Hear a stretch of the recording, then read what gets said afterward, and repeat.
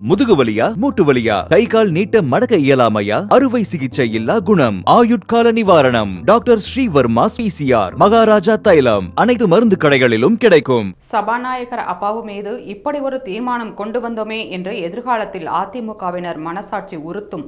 பேரவைத் தலைவர் மீது எய்தப்பட்ட அம்பை இந்த அவை ஏற்காது என்று நம்பிக்கையில்லாத தீர்மானத்தின் மீதான விவாதத்தில் முதல்வர் ஸ்டாலின் தெரிவித்தார். தமிழ்நாட்டைச் சேர்ந்த மாணவர்கள் ரயில்வே துறையில் வேலை பெறுவதற்கான தேர்வில் பங்கேற்க கடுமையான சிரமங்களையும் பொருட்செலவையும் ஏற்க வேண்டியுள்ளது என தமிழ்நாடு காங்கிரஸ் தலைவர் செல்வ பெருந்தகை விமர்சித்துள்ளார். தமிழக அரசின் நிதித்துறை சார்பில் தயாரிக்கப்பட்டுள்ள தமிழர் நிதி நிர்வாகம் தொன்மையும் தொடர்ச்சியும் ஆவண நூலினை தமிழக முதல்வர் மு.க. ஸ்டாலின் வெளியிட்டு இதற்கான சிறப்பு இணைய பக்கத்தை தொடங்கி வைத்தார். கச்சத்தீவு திருவிழாவை முன்னிட்டு தொடர்ந்து 5 நாட்கள் கடலுக்கு செல்லாமல் இருந்த ராமேஸ்வரம் மீனவர்கள் திங்கட்கிழமை கடலுக்கு சென்றனர். புதுச்சேரியில் புதிய கல்விக் கொள்கை அமலுக்கு எதிர்ப்பு தெரிவித்து RSS கொள்கையை அமலாக்குவதாக குற்றம் சாட்டி சட்டப்பேரவையில் இருந்து அதிமுக காங்கிரஸ் எம்எல்ஏக்கள் வெளிநடப்பு செய்தனர். மீட்டர்களை விற்பனை செய்யும் நிறுவனங்கள் கூடுதல் விலைக்கு விற்றால் அந்நிறுவனங்கள் மீது நடவடிக்கை எடுக்க வேண்டும் என மின்வாரியத்திற்கு மின்சார ஒழுங்குமுறை ஆணையம் உத்தரவிட்டுள்ளது. டாஸ்மாக் ஊழலை கண்டித்து போராட முயன்ற தமிழக பாஜக தலைவர் அண்ணாமலை உட்பட அக்கட்சியின் தலைவர்கள் பலர் கைது செய்யப்பட்டிருப்பது கடும் கண்டனத்திற்கு உரியது என அமமுக பொதுச் செயலாளர் டிடிவி தினகரன் தெரிவித்துள்ளார். தமிழக சட்டப்பேரவையில் சபாநாயகர் அப்பாவு மீது அதிமுக கொண்டு வந்த நம்பிக்கையில்லா தீர்மானம் குரல் வாக்கெடுப்பு மற்றும் டிவிஷன் முறையில் தோல்வியடைந்தது. அதிமுக கொண்டு வந்த இந்த நம்பிக்கையில்லா தீர்மானத்திற்கு பன்னீர்செல்வம் மற்றும் செங்கோட்டையன் தங்களது ஆதரவை தெரிவித்திருந்தனர். டாஸ்மாக் மதுபான ஊழலை கண்டித்து கோவையில் இன்று நடைபெற இருந்த முற்றுகை போராட்டத்திற்கு சென்ற பாஜக தேசிய மகளிர் அணி தலைவர் கோவை தெற்கு தொகுதி எம்எல்ஏ வானதி ஸ்ரீனிவாசன் கைது செய்யப்பட்டார். மக்களின் ஜனநாயக உரிமையை வேறெடுக்க துடிக்கிறது பாசிச திமுக அரசு என்று வானதி ஸ்ரீனிவாசன் குற்றம் சாட்டியுள்ளார். தேதி அறிவிக்காமல் போராட்டம் நடத்தப்படும், முதல்வர் ஸ்டாலின் உட்பட அனைவரையும் முற்றுகையிடுவோம் என்று கைது செய்யப்பட்ட அண்ணாமலை தெரிவித்துள்ளார். டாஸ்மாக் நிர்வாகத்தில் நடைபெற்ற ஊழலை எதிர்த்து ஜனநாயக வழியில் ஆர்ப்பாட்டம் நடத்த முற்பட்டவர்களை அனுமதிக்காமல் கைது செய்தது கண்டிக்கத்தக்கது என தமிழக பாஜக தலைவர் அண்ணாமலை உள்ளிட்டோருக்கு ஆதரவாக தமிழ் மாநில காங்கிரஸ் தலைவர் ஜி.கே. வாசன் தமிழக அரசுக்கு கண்டனம் தெரிவித்துள்ளார். மொழிக் கொள்கையில் உறுதியை காட்ட போட தேவையில்லை. பள்ளி இறுதி வகுப்பு வரை தமிழை பயிற்று மொழியாக்க நடப்பு சட்டமன்ற கூட்டத்தொடரில் சட்டம் இயற்ற வேண்டும் என பாமக நிறுவனர் ராமதாஸ் வலியுறுத்தியுள்ளார். தமிழக அரசு ஆவின் நிறுவன வளர்ச்சியை கவனத்தில் கொண்டு பால் விநியோகிக்கும், பால் உற்பத்தி செய்யும் விவசாயிகளுக்கு வழங்கப்பட வேண்டிய நிலுவையில் உள்ள 120 கோடி ரூபாய்க்கும் மேற்பட்ட ஊக்கத்தொகையை உடனடியாக வழங்க வேண்டும் என தமிழ் மாநில காங்கிரஸ் தலைவர் ஜி.கே. வாசன் தெரிவித்துள்ளார்.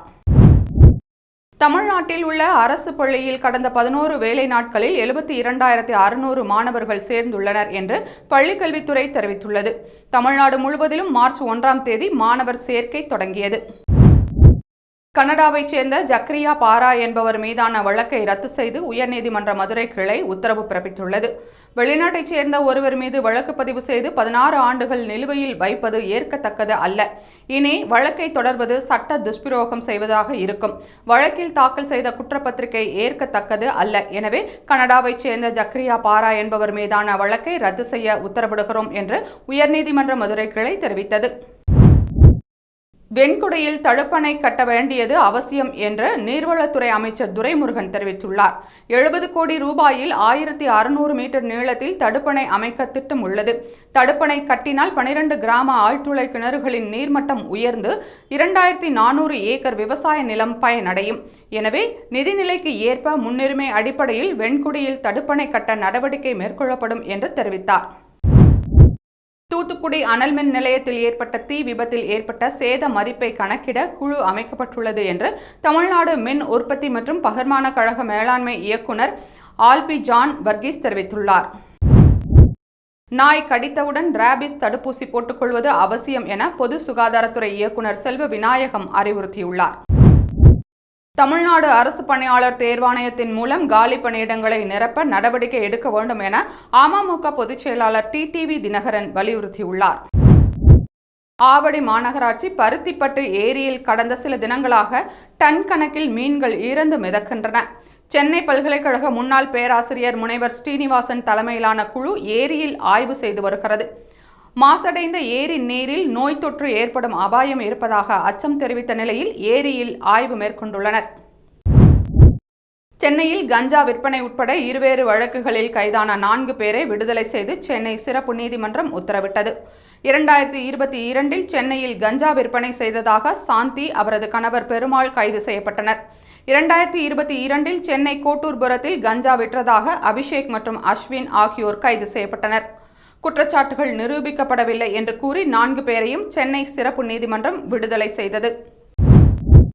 அமைச்சர்கள் பெரிய கருப்பன் மற்றும் சிவசங்கர் மீதான வழக்குகளை ரத்து செய்து சென்னை உயர்நீதிமன்றம் உத்தரவிட்டுள்ளது. காவிரி மேலாண்மை ஆணையம் கோரி 2018 அரியலூரில் பேருந்து நிலையம், ரயில் நிலையம் அருகே போராட்டம் நடத்தியதால் வழக்கு தொடரப்பட்டது.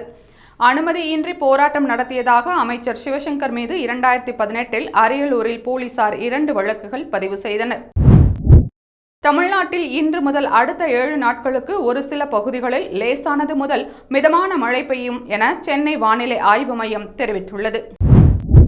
1000 கோடி ரூபாய் டாஸ்மாக் ஊழலை கண்டித்து சென்னையில் டாஸ்மாக் தலைமை அலுவலகத்தை முற்றுகையிடும் போராட்டத்தை நடத்துவதற்கு முன்பே பாரதிய ஜனதாவின் மாநில தலைவர் அண்ணாமலை உள்ளிட்ட தலைவர்களை காவல்துறை கைது செய்திருப்பது கண்டிக்கத்தக்கது என்று பாமக தலைவர் அன்புமணி ராமதாஸ் தெரிவித்துள்ளார். 1000 கோடி ரூபாய் டாஸ்மாக் ஊழலுக்கு எதிரான போராட்டங்களை கண்டு அரசும் காவல்துறையும் அஞ்சுவது ஏன்? தமிழ்நாட்டில் ஊழலுக்கு எதிராக ஜனநாயக முறையில் போராடுவதற்கு கூட அனுமதி இல்லையா என்று பாமக தலைவர் அன்புமணி ராமதாஸ் கேள்வி எழுப்பியுள்ளார். திமுகவினர் ஊழல் செய்யவில்லை என்றால் அடக்குமுறைகளை கைவிட்டு டாஸ்மாக் ஊழலை குறித்து சிபிஐ விசாரணைக்கு ஆணையிட வேண்டும் என்று பாமக தலைவர் அன்புமணி ராமதாஸ் தெரிவித்துள்ளார். தமிழ்நாட்டில் 6000 பேருக்கு தேர்வு மையம் கண்டுபிடிக்க முடியவில்லை என ரயில்வே வாரியம் சொல்லியுள்ள பதில் ஏற்புடையது அல்ல என எம்பி சு வெங்கடேசன் தெரிவித்துள்ளார். ஜனநாயக உரிமைகளை மதிக்கக்கூடியவர் சபாநாயகர் அப்பாவு. அதிமுக உட்கட்சி குழப்பத்தை மறைக்க நம்பிக்கையில்லா தீர்மானமா என்று முதல்வர் ஸ்டாலின் கேள்வி எழுப்பியுள்ளார். குலசேகரப்பட்டினம் விண்வெளி ஏவுதளம் இன்னும் 2 ஆண்டுகளில் பயன்பாட்டிற்கு வரும். சந்திரயான் 5 ஆய்வு திட்டத்திற்கு மத்திய அரசு ஒப்புதல் அளித்துள்ளது என்று இஸ்ரோ தலைவர் நாராயணன் தெரிவித்துள்ளார். சென்னையில் மக்கள் தொகை அதிகம் உள்ள எழும்பூர் தாலுகாவை பிரிக்க நடவடிக்கை எடுக்கப்படும் என்று அமைச்சர் KKSSR கூறியுள்ளார். சபாநாயகர் மீதான தவறுகளை எடுத்துச் சொல்வதில் எங்களுக்கு எந்தவித ஆட்சேபனையும் இல்லை என்று முதல்வர் ஸ்டாலின் பதிலளித்துள்ளார். சென்னையில் டாஸ்மாக் தலைமை அலுவலகத்தை முற்றுகையிடும் போராட்டத்திற்கு புறப்பட்ட போது தமிழிசை சவுந்தரராஜன் கைது செய்யப்பட்டார். பாஜகவின் சார்பில் சென்னை எழும்பூரில் அமைந்துள்ள டாஸ்மாக் தலைமை அலுவலகத்தை முற்றுகையிடுவதற்கு இன்று பாஜக சார்பில் 2000க்கும் மேற்பட்டோர் போராட்டத்தில் ஈடுபட முயற்சி செய்தனர். நகர்ப்புற உள்ளாட்சி அமைப்புகளில் சாலை அமைக்க கூடுதலாக 900 கோடி ரூபாய் ஒதுக்கப்பட்டுள்ளது என அமைச்சர் ஏவா வேலு தெரிவித்துள்ளார். ஈரோட்டில் வாடகை செலுத்தாத மாநகராட்சிக்கு சொந்தமான 31 கடைகளுக்கு அதிகாரிகள் சீல் வைத்தனர். ஈரோடு மாநகராட்சியில் மொத்தமுள்ள 203 கடைகளில் 2,23,00,000 ரூபாய் அளவுக்கு வாடகை நிலுவை உள்ளது. ஈரோடு மாநகராட்சியில் வாடகை பாக்கி வைத்துள்ள 31 கடைகளுக்கு மாநகராட்சியின் ஆணையாளர் உத்தரவின் பேரில் சீல் வைத்து நடவடிக்கை மேற்கொண்டனர். சாலைகளில் சுற்றித் திரியும் மாடுகளின் உரிமையாளர்கள் மீது அபராதம் மற்றும் வழக்கு பதிவு செய்யப்படும் என கோவை மாநகராட்சி எச்சரிக்கை விடுத்துள்ளது. புதுச்சேரியில் ஒரு நல்ல இடத்திற்கு கலைஞர் பெயர் சூட்டப்படும் என புதுச்சேரி முதல்வர் ரங்கசாமி தெரிவித்துள்ளார். உயர்நீதிமன்ற அறிவுறுத்தல் காரணமாக பொது இடத்தில் கலைஞருக்கு சிலை வைக்க முடியவில்லை என முதல்வர் ரங்கசாமி கூறியுள்ளார். போளூர் செங்கம் சாலையை 4 வழிச்சாலையாக்க போக்குவரத்து செறிவு கணக்கெடுக்கப்பட வேண்டும். போக்குவரத்து செறிவு கணக்கெடுப்பு பணி இந்த வருடம் தொடங்கும் என்று அமைச்சர் ஏவா வேலு கூறியுள்ளார். ஜனநாயகத்தின் குரல் வளையை நெரிக்கும் காட்டு தர்பார் ஆட்சியை நடத்துகிறது திமுக என இந்து முன்னணி மாநில தலைவர் காடேஸ்வரர் சி. சுப்பிரமணியம் தெரிவித்துள்ளார். ராஜேந்திர பாலாஜி மீதான வழக்கில் நடவடிக்கைக்கு அனுமதி வழங்குவது தொடர்பாக ஆளுநர் 2 வாரத்தில் முடிவெடுக்க வேண்டும் என்று உச்சநீதிமன்றம் உத்தரவிட்டுள்ளது. மகா கும்பமேளா நடந்த பிரயாக்ராஜ் ஆற்றின் தண்ணீர் குளிப்பதற்கு தகுந்தது என்று நாடாளுமன்றத்தில் மத்திய அரசு தெரிவித்துள்ளது. பல்வேறு இடங்களில் எடுக்கப்பட்ட தண்ணீரின் மாதிரியை பரிசோதித்து மத்திய மாசு கட்டுப்பாட்டு வாரியம் பசுமை தீர்ப்பாயத்தில் அறிக்கையாக தாக்கல் செய்துள்ளது என ஜல்சக்தி அமைச்சகம் எழுத்துப்பூர்வமாக பதில் அளித்துள்ளது. மக்கள் தொகை அடிப்படையில் மக்களவை தொகுதிகளை மறுசீரமைப்பு செய்வது தென் மாநிலங்களுக்கு வழங்கப்படும் அநீதியாக இருக்கும். மக்களவையில் தென் மாநிலங்களின் பிரதிநிதித்துவம் குறையும் என்று காங்கிரஸ் தலைவர் கார்கே எச்சரித்துள்ளார். அயோத்தியில் ராமர் கோவில் நிர்வாகத்தை நடத்தி வரும் ஸ்ரீ ராம ஜென்மபூமி தீர்த்த கஷேத்ரா அறக்கட்டளை நிர்வாகம் கடந்த 5 ஆண்டுகளில் அரசுக்கு சுமார் 400 கோடி ரூபாய் வரி செலுத்தியுள்ளது. இந்திய தலைமை கணக்கு தணிக்கையாளர் தேர்வு நடைமுறைக்கு எதிரான வழக்கில் மத்திய அரசுக்கு உச்சநீதிமன்றம் நோட்டீஸ் அனுப்பியுள்ளது. பிரதமர், மக்களவை எதிர்க்கட்சித் தலைவர் மற்றும் உச்சநீதிமன்ற தலைமை நீதிபதி ஆகியோரை உள்ளடக்கிய நடுநிலையான தேர்வு குழுவின் பரிந்துரையின்படி CAG தணிக்கையாளர் நியமனம் செய்யப்பட வேண்டும் என உத்தரவிட மனுவில் கோரிக்கை வைக்கப்பட்டது.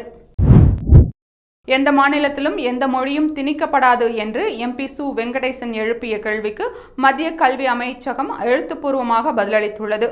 கூட்டாட்சி கொள்கைக்கு மதிப்பளித்து தேசிய கல்விக் கொள்கை மூலம் எந்த மொழியும் திணிக்கவில்லை என்றும் கூறினர். UPSC, CSE தேர்வுகளை தமிழ் உள்ளிட்ட பிற மொழிகளிலும் நடத்த வேண்டும் என மக்களவையில் விவாதம் நடத்த வலியுறுத்தி திமுக நாடாளுமன்ற குழு தலைவர் கனிமொழி நோட்டீஸ் அளித்தார். மே 25 நடைபெறும் UPSC, CSE தேர்வுகளை பிற மொழிகளிலும் நடத்த கனிமொழி MP கோரிக்கை விடுத்துள்ளார். விமர்சனங்கள்தான் ஜனநாயகத்தின் ஆன்மா. என் மீது வைக்கப்படும் விமர்சனங்களை வரவேற்கிறேன் என்று பிரதமர் மோடி தெரிவித்துள்ளார். தமிழகத்தில் சட்டப்பேரவை தேர்தலுக்கு பின் கூட்டணி ஆட்சிதான் அமையும் என்று பாமக தலைவர் அன்புமணி ராமதாஸ் தெரிவித்துள்ளார். எட்டயபுரம் அருகே வேம்பூரில் சிப்காட் அமைக்க எதிர்ப்பு தெரிவித்து இன்று தமிழக முதல்வர் ஸ்டாலினுக்கு விவசாயிகள் அஞ்சல் அட்டை அனுப்பினர். திமுக அரசின் கைது நடவடிக்கைகளால் எங்களை முடக்கிவிட முடியாது. திமுக ஊழல் ஆட்சியின் முறைகேடுகளை தமிழக மக்கள் அனைவருக்கும் தெரியப்படுத்துவோம் என்று பாஜக மாநில தலைவர் அண்ணாமலை தெரிவித்துள்ளார்.